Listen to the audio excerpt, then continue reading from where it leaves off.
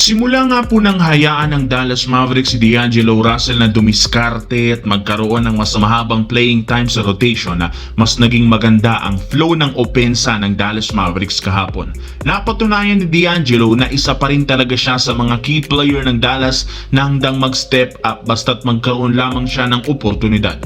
And since maganda ang performance nito, nakumbinsi niya ang coaching staff, especially si Coach Jason Kidd, na bigyan siya ng mas mahabang minuto. Mas lumaki nga ang tiwala ngayon kay D'Angelo dahil sa kanyang ginawa, kaya expected na mas tataas ang kanyang numero sa mga susunod na laro, at kung sakali man maging consistent ito at sa kanyang shooting sa long range, hindi malabong ilagay siya sa starting point guard ng Dallas Mavericks. Hindi rin naman naging epektibo ang paglagay nila kay Cooper Flagg bilang point guard, kaya posibleng itigil nila ito at baguhin at bigyan si D'Angelo Russell ng pagkakataong patunayan ng kanyang sarili bilang starter.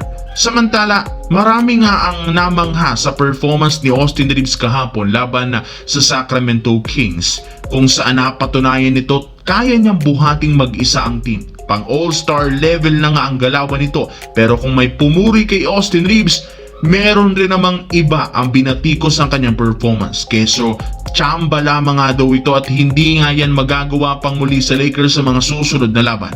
May iba pa nga ang nagsabi, kailangan at nag-request sa mismong NBA na kailangan nga daw ipatest si Austin Reaves sa pinagbabawal na gamot, since hindi rin naman ito ganyan kagaling last season. Imposible nga daw na sa loob lamang ng isang off-season, grabe ang kanyang in-improve matapos siyang magtala ng 51 points nang walang kahirap-hirap.